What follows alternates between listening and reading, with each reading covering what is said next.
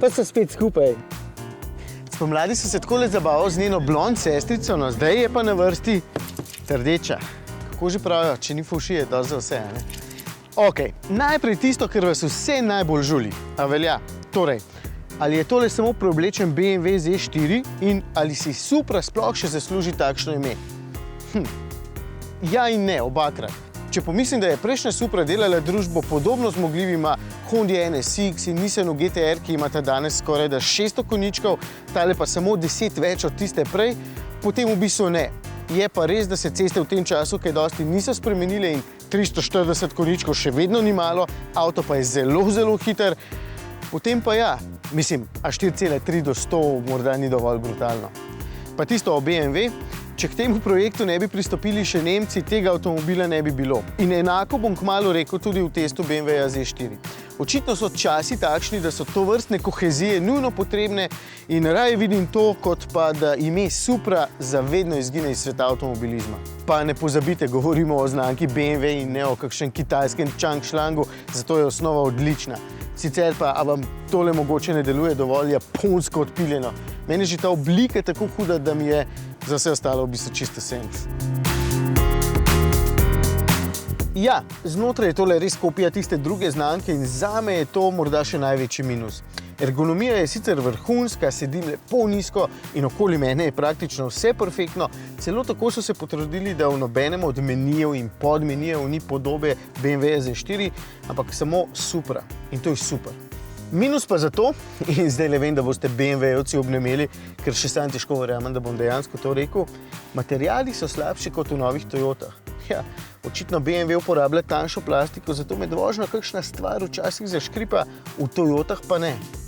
Evo, pa sem povedal na glas. Ne, ni nobene strele. Še.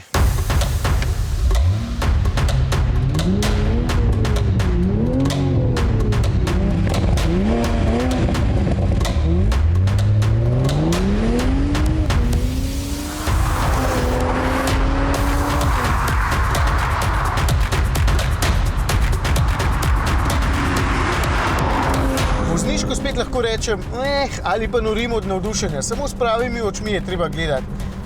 V smislu, da ni dovolj drame, avto tudi v načinu sport ne poka, ne rohni kot kakšen podivjan tiranozavar, čeprav zvok od zunaj je dejansko bistveno boljši kot pa tule notri, no ampak to je tudi njegova največja prednost.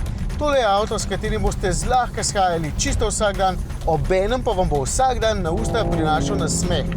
Če se spomnim tistih prejšnjih serijskih Super, tudi tiste niso bile preveč brutalne in tudi tiste so bile vsakodnevno zelo uporabne.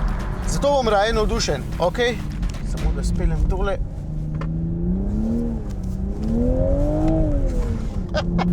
No, navdušen, ker Supra vseeno zelo prijetno grgra, tako dobro gre, da se vam bo zmešalo v riti in v glavi, lega je vrhunska, občutek na volanu je sicer zelo poznan, ampak hkrati zanesljiv in predvidljiv. Zavoziti je zakon. Ne, v bistvu super je, ker smeji se mi vsakič, ko se zapeljeva. Če pa iščete povsem enonamenski stroj za samo vozniško veganstvo, potem predlagam kakšen Alpine A110, Alfa 4C, Lotus Elise in podobno. Tole je resna in bolj široko uporabna zadeva.